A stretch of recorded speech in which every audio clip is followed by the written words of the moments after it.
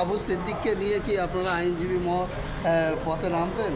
না, এখনই আবু সিদ্দিককে নিয়ে এই কারণেই পথে নামছি না। তার কারণ হচ্ছে ব্যাপারটা বিচারাধীন বিষয়। আজকে মামলা হওয়ার কথা ছিল, হয়তো মামলাটা কালকে বা সামনের সপ্তাহে হবে।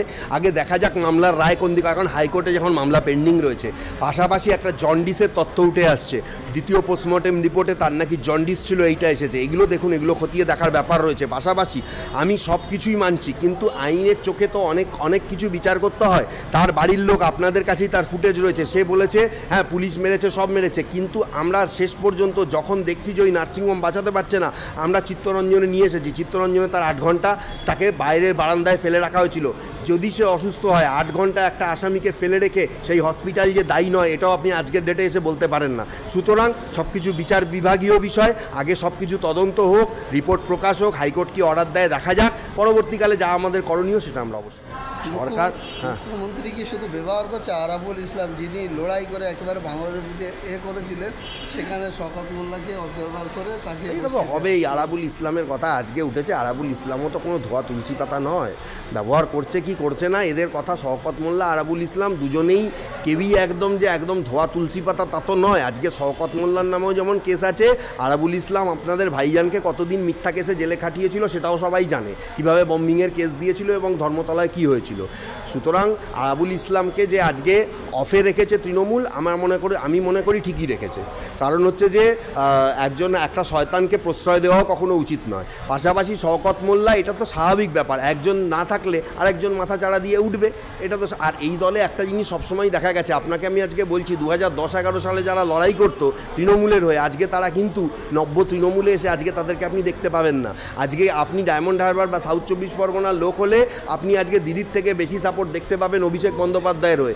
আমরা তো দেখে অবাক হয়ে গেছিলাম বছর 2 আগের 21শে জুলাইতে ডায়মন্ড হারবার থেকে যারা এসেছিলেন, মুখে অভিষেক বন্দ্যোপাধ্যায়ের মানে একটা মুখোশ পরে। এমনকি আপনারা এটাও দেখেছেন নব্য তৃণমূল আর তৃণমূলের মধ্যে কত গোষ্ঠীদ্বন্দ্ব হয়েছে, এবং নব্য তৃণমূল বলে যে কিছু থাকবে না, মুখ্যমন্ত্রীকে স্টেটমেন্ট দিয়ে সেটা বলতে হয়েছে। সুতরাং এই দলের মধ্যে অনেক গণ্ডগোল রয়েছে। আরাবুল ইসলামকে আমি কোনো সার্টিফিকেটই দিতে পারছি না। আরাবুল ইসলামকে মুখ্যমন্ত্রী নিজে 2 বার জেলে ঢুকিয়েছেন, এবং সে তার কৃতকর্মের জন্য, কলকাতা পুলিশ ওখানে আসার পর তার কৃতকর্মের জন্য এত মানে শাসক দলের এত কাছের লোক হয়েও পুলিশ তাকে জেলে ভরতে বাধ্য হয়েছে, এবং তার বিরুদ্ধে অপরাধ প্রমাণ হওয়ার জন্য প্রথম দিকে সে বেলও পায়নি, একটা কোয়ান্টাম অফ টাইমের পরে চার্জশিট করে সে বেল পেয়েছে। সুতরাং কেউই এখানে ভদ্র বা ভালো বা ভোয়া তুলসী পাতা মানুষের হয়ে কাজ করছে কেউই নয়। আরাবুল ইসলামকে আনলে সেও যে মানুষের হয়ে কাজ করবে আমি সেটা কখনোই মনে করি না। এখন শওকত মোল্লা আছে, শওকত মোল্লা চালাচ্ছে। আরাবুল ইসলামের সঙ্গে যদি মানুষ থাকে, আরাবুল ইসলাম আবার ক্ষমতা দেখিয়ে দেবে 26 সালে, যদি সে টিকিট পায়, যদি সে যেতে আসতে পারে, তখন সে আবার শওকত মোল্লাকে পেছনে ফেলে দেবে। কিন্তু মানুষের পাশে থাকতে হবে।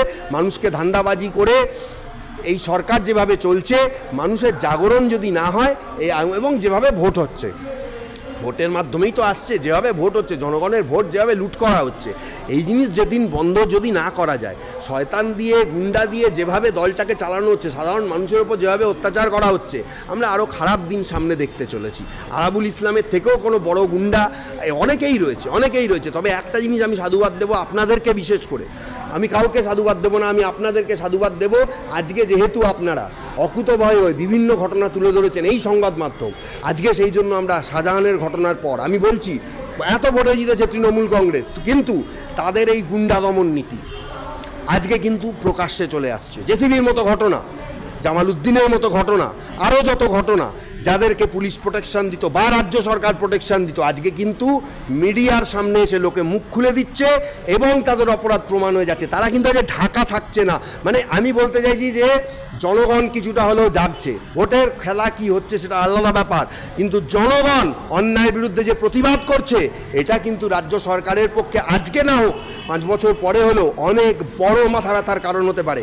এবং আমি আপনাদের মারফত বারবার যেরকম বার্তা দিয়েছি, আমি আজও বলবো, কোথাও কোনো অন্যায় হলে আমি আজও বলি, জনগণ শাসক দল, যে কোনো নেতা মন্ত্রী তারা হলো জনগণের চাকর। আমি এই কথাটা আমি এখানে দাঁড়িয়ে বলবো, জনগণের ভোটে তারা শাসক দলে আজকে গেছে।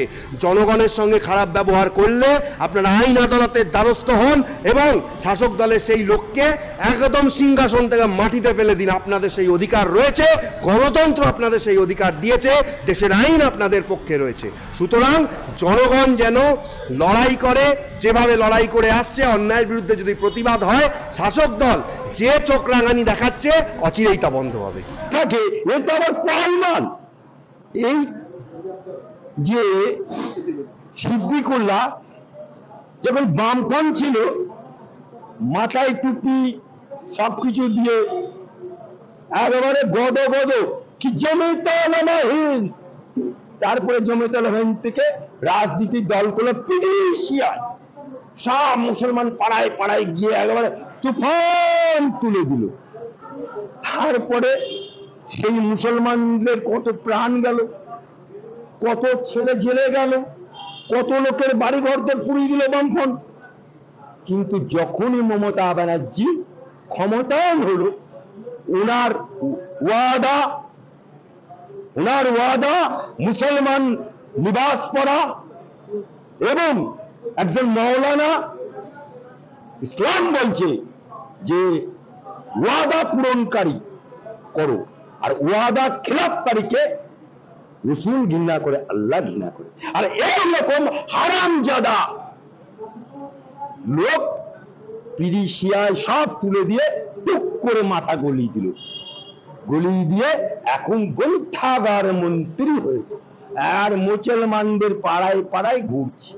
সেই লোকটি যদি এখন, তখন ছিল মুসলমান দরদি, সেই লোকটি এখন মুসলমান দরদি না, এখন নিজের জামাই কি করে উন্নতি করবে? উনি জমিতে উলামায়ে হিন্দের সেক্রেটারি কিন্তু না জামাই, মানে রানীমা খেতেছে, ঘি কোথায় পড়বে? রাজার পাতে। তো এই সিদ্দিকুল্লাহ চৌধুরী খেতেছে, ঘি কোথায় পড়ছে? জামাইয়ের পাতে। এইরকম একটা হারামজাদা কুলাঙ্গার মুসলমান জাতের কলঙ্ক লোক তৃণমূলে আছে, শুধু নীল আলো লাল আলো গাড়ি চাপার জন্য, আর মুসলমান লিবাস পরে মুখে। এ তো আবার পাইমান। এই যে সিদ্দিকুল্লাহ যখন বামফ্রন্ট ছিল, মাথায় টুপি সবকিছু দিয়ে একেবারে গদ গদ কি জমিতালহীন, তারপরে জমিতালহীন থেকে রাজনীতির দলগুলো পিডিশিয়ায় সব মুসলমান পাড়ায় পাড়ায় গিয়ে একেবারে তুফান তুলে দিল।